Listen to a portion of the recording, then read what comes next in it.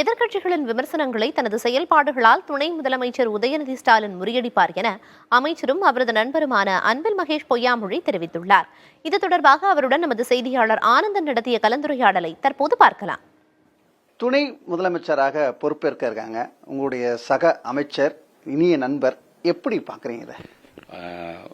நண்பனாக மகிழ்ச்சி, எனக்கு தொண்டனாக பெருமை.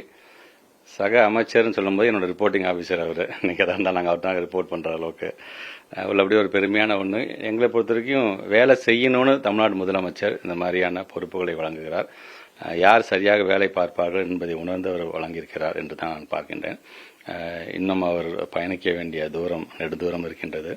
அதில் ஒரு மிகப்பெரிய ஒரு உந்து சக்தியாக தமிழ்நாடு இளைய சமுதாயத்திற்கும் சரி, எங்களுடைய இயக்கத்தை சார்ந்திருக்கின்ற இளைஞர்களுக்கும் சரி மிகப்பெரிய ஒரு உந்து சக்தியாக இருக்கும்.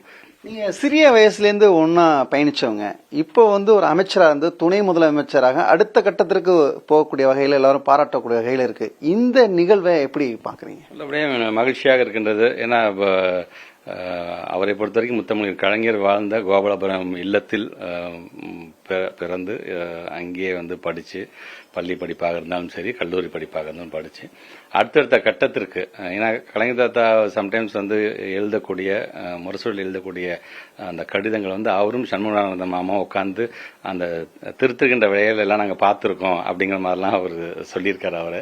ஸோ அந்த மாதிரி அங்கே, ஏன்னா பொதுவாக இது போன்ற ஒரு இயக்கத்தை சார்ந்திருக்கின்ற ஒரு வீட்டில் பார்த்தீங்கன்னா இயக்கம் சார்ந்து தான் பேச்சே இருக்கும், சமுதாயம் சார்ந்து தான் பேச்சே இருக்கும். அதை முழுமையாக உள்வாங்கி இன்றைக்கு அதை ஒரு மிகப்பெரிய ஒரு விதத்தில் இன்னைக்கு பயன்படுத்திக் கொள்கிறது.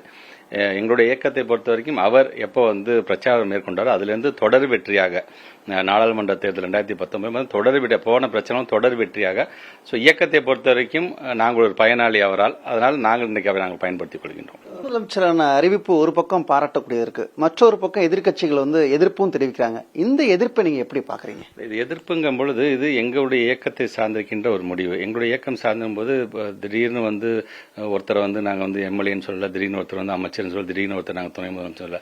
அவர் மக்களால் தேர்ந்தெடுக்கப்பட்ட மக்களுடைய நம்பிக்கையை பெற்று வந்திருக்கின்றார். அவர்களை வைக்கின்ற விமர்சனம், அவர் எம்எல்ஏவா இருக்கும்போது என்னங்க இவங்க எம்எல்ஏ சீட்டான்னு சொல்லி சிரிச்சாங்க. அப்ப எம்எல்ஏ பெர்ஃபார்ம் பண்ணி காமினா அடுத்த அமைச்சரா அப்படின்னு சொன்னாங்க.